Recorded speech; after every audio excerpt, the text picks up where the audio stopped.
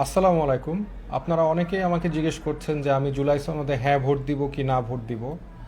আমি একটু ব্যক্তিগতভাবে বিভিন্ন কাজে ব্যস্ত থাকার কারণে আমি আসলে অনলাইনে এতটা অ্যাক্টিভ না। কিন্তু আপনারা যেহেতু প্রচুর সংখ্যক মেসেজ আমাকে দিচ্ছেন, আমার উত্তরটা হচ্ছে আমি না ভোট দিব। আপনি আপনার সিদ্ধান্ত নেবেন, সেটা আপনার ব্যাপার। আপনি যেহেতু আপনার অনেকেই যেহেতু আমাকে জিজ্ঞেস করছেন, তাই আমার একটা নৈতিক দায়িত্ববোধ আছে বা নৈতিক দায়িত্ব আছে আমার সিদ্ধান্তটা আমি কেন নিয়েছি সেটা বলা। বিস্তারিত আমি এই মুহূর্তে যেতে পারবো না, আমি আবারও বলছি আমি একটু ব্যস্ত আছি এই মুহূর্তে, বাট তারপরে আমি একটু সংক্ষেপে বলার চেষ্টা করব যে কেন আমি না ভোট দেওয়ার সিদ্ধান্তটা নিয়েছি। দেখেন, আপনার আমাদের জুলাই সনদে 84 নাম্বার ধারায় বলা আছে যে বাংলাদেশ সরকার, মানে যে ক্ষমতায় আসবে, যদি এই জুলাই সনদ বাস্তবায়ন হয়, তাহলে ওপেন গভর্নমেন্ট পার্টনারশিপে বাংলাদেশ যোগ দিবে। আচ্ছা ভাই, জুলাইয়ে আমরা যারা আন্দোলন করেছি এর সাথে ওপেন গভর্নমেন্ট পার্টনারশিপ জিনিসটা কি ভাই? এটা সম্পর্কটা কি? এটা রিলেশনশিপটা কোথা থেকে আসলো? মানে আমরা কি ওপেন গভর্নমেন্ট পার্টনারশিপের সাথে যোগ দেওয়ার জন্য আন্দোলন করেছি? এখন ওপেন গভর্নমেন্ট পার্টনারশিপ কি জিনিস, এটার মধ্যে ভালো জিনিস আছে, খারাপ জিনিস আছে, ইটস অল ফাইন। বাট আমি যদি আপনাকে দেখাই যে এটার মধ্যে কি আছে বা কেন তারা এটা ইনক্লুড করতে চাচ্ছে।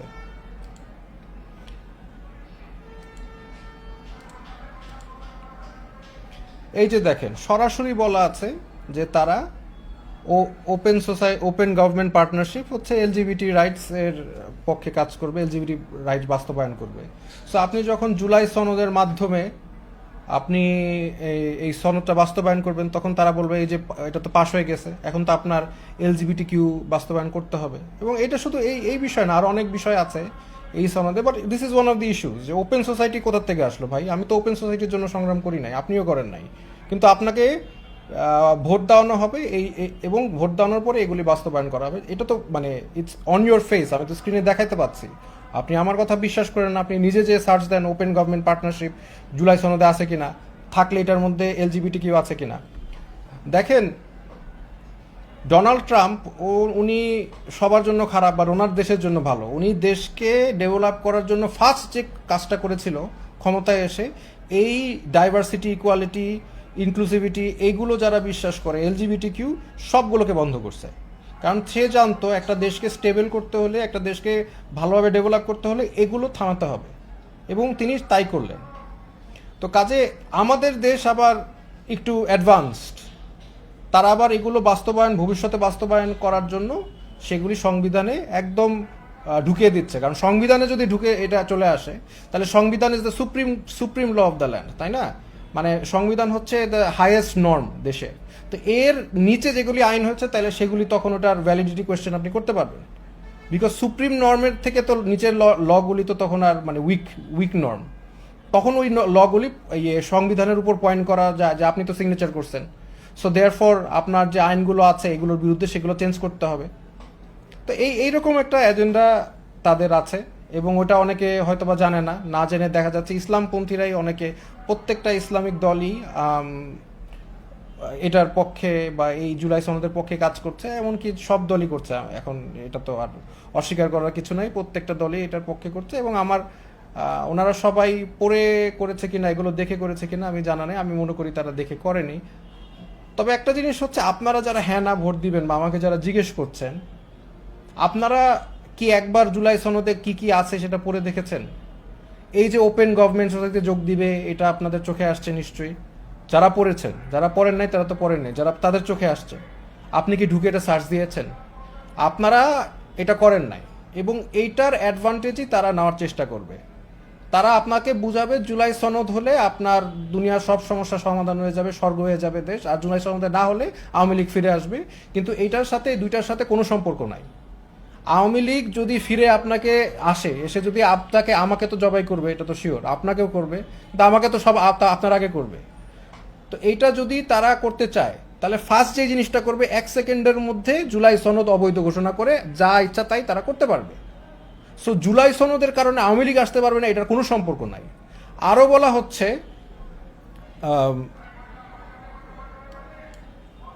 আরও বলা হচ্ছে আপনার যে দুইবার প্রাইম মিনিস্টার হলে সামহাও মানে স্বৈরাচার থেকে আসবে না, লাইক যেমন রাশিয়ার ক্ষেত্রে আছে। রাশিয়ার মানে একটা প্রাইম মিনিস্টার দুইবার হতে পারে না যতটুকু আমার জানা। তো এটা কি পুতিনকে প্রিভেন্ট করেছে, যে 40 বছর ক্ষমতায় থাকার থেকে প্রিভেন্ট করেছে? করে নাই। সো এগুলি মূলাধার না, এগুলা তাদের এজেন্ডা না, তাদের এজেন্ডা হচ্ছে এসব। আমি এবার দেখেন শিক্ষা আইন, মানে আপনি যে হ্যাঁ ভোট দিবেন এটার মাধ্যমে যে নতুন শিক্ষা আইনে ইন্ট্রিম সরকার লাস্ট কাজ করে যেটা যাচ্ছে, সেইখানেও দেখেন এগুলি ইনক্লুসিভ কথা লিখছে। তাদের উদ্দেশ্যটা কি, এটা তো ক্লিয়ার। এই যে ইনক্লুসিভ বড় করে লিখছে ইনক্লুসিভ। এখন ইনক্লুসিভ কথা আপনার কাছে মনে হচ্ছে ইনক্লুসিভ হচ্ছে একটা জিনিস, বাট এটা ইনক্লুসিভ সবাইকে মিলেমিশে, সেটা তো ভালো কথা। বাট এর আসল উদ্দেশ্য কি সেটা হচ্ছে, সেটা আপনি আমার থেকে শুনবেন না, আপনি শায়েখ আহমদুল্লাহ ওনার বক্তব্য থেকেই শুনেন। কারণ আমার কথা না হয় আপনারা বিশ্বাস করবেন না, আমি না হয় একটু বেশি বলে ফেলতেছি। তা শায়েখ আহমদুল্লাহ কি বলে এটা আপনি একটু দেখেন। নির্বাচনকে ঘিরে একটা শব্দ আপনারা সবাই দেখতে পাচ্ছেন, সেটা হলো ইনক্লুসিভ। ইসলামিক দলগুলো এই শব্দ ব্যবহার করছে, অন্য দলগুলো তো করছে, ইসলামিক দলগুলো পর্যন্ত এই শব্দ ব্যবহার করছে। ইনক্লুসিভ মানে অন্তর্ভুক্তিমূলক। এই অন্তর্ভুক্তিমূলক বা ইনক্লুসিভ শব্দের ভেতরে অত্যন্ত ভয়ঙ্কর একটা এজেন্ডা লুকায়িত আছে, যেটা অনেকেই লক্ষ্য করছেন না। সেটা হলো সমকামিতা, ট্রান্সজেন্ডার ইজমকে বৈধতা দেওয়া। একটু আপনি গভীরে তাকালে, একটু ঘাটাঘাটি করলে আপনার কাছে স্পষ্ট হয়ে যাবে। শুনতে খুব ভালো শোনা যায়, অন্তর্ভুক্তিমূলক।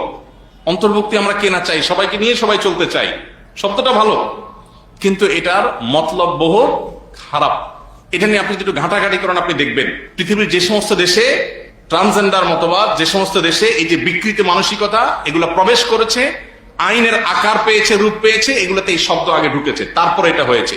আপনি অ্যানালাইসিস করা লাগবে না, শুধুমাত্র অনলাইনে ঢুকলে একটু ঘাটলেই দেখতে পাবেন।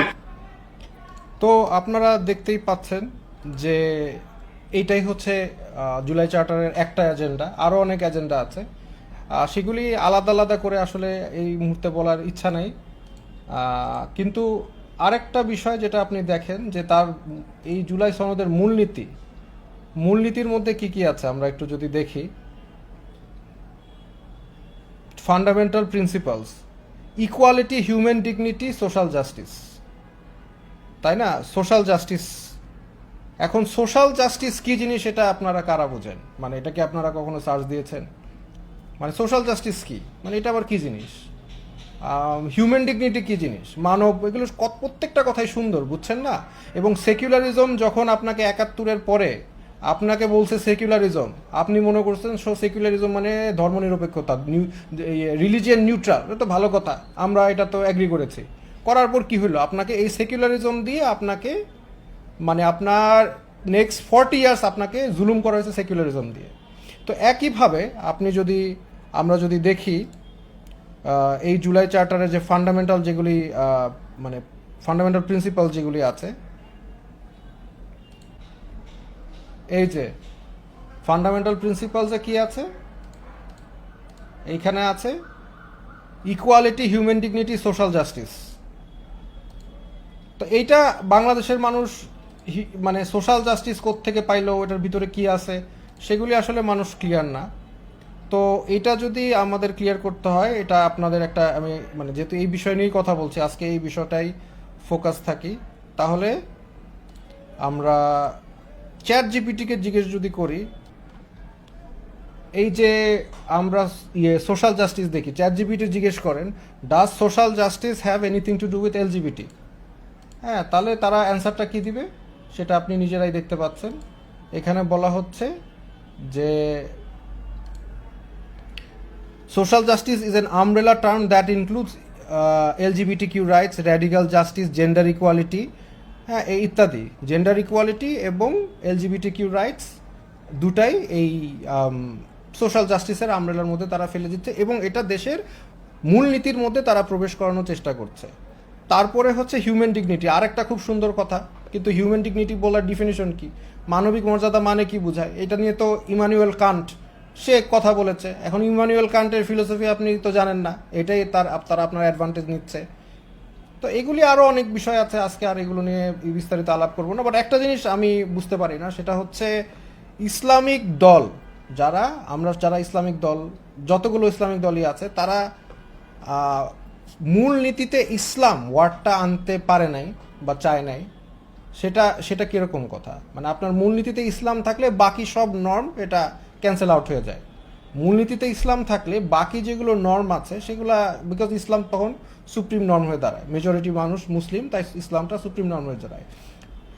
সেইটা আমরা কেউ আনার চেষ্টা করি নাই বা আনি নাই, তারপরে এগুলো আনতেছি, তাহলে তো আসলে কি হবে সেটার আপনি একটা, মানে আপনাকে একটা এক্সাম্পল আমি দিচ্ছি যে এটার ফলশ্রুতিতে কি।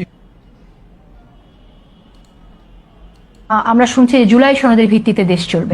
তো জুলাই সনদের সাথে তো ইসলাম কায়েম বিষয়টা আসলে ডিফারেন্স আছে, অনেক ক্ষেত্রে ডিফারেন্স আছে, So, অনেক ক্ষেত্রে আছে। তো আমি যে কথাটা বলতে যাচ্ছিলাম, মানে জুলাই সনদের এন্ড দেয়ার রাইট, জুলাই সনদের সাথে ইসলামের সাথে কোনো সম্পর্ক নাই। ওনারা একটু ভদ্র হয়ে বললো যে অনেক ক্ষেত্রে ডিফারেন্স আছে। ডিফারেন্স না, কোনো সম্পর্কই নাই, বিকজ আপনি ইসলাম কথাটাই আনেন নাই। তো অলরেডি সেকুলাররা বলা শুরু করেছে যে জুলাই সনদের সাথে ইসলাম নাই। সামনে কি বলবে যে জুলাই আপনারা বেশিরভাগ মানুষ জুলাই সনদ চেয়েছে, জুলাই সনদে স্বাক্ষর করেছে, যার কারণে এর ভিত্তিতে এখন দেশ চলবে, মানুষ তো ইসলাম চায় নাই অলরেডি বলা শুরু করেছে।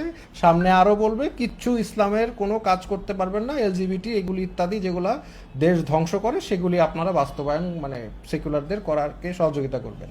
আমরা যেখানে জানি নন যারা এই মানে সেকুলারিজম বা এই ধরনের বিকৃত ফ্যাসিস্ট আইডিয়ার সাথে তারা জড়িত, তারা মূলত এই জুলাই সনদ বাস্তবায়ন করতে চাচ্ছে।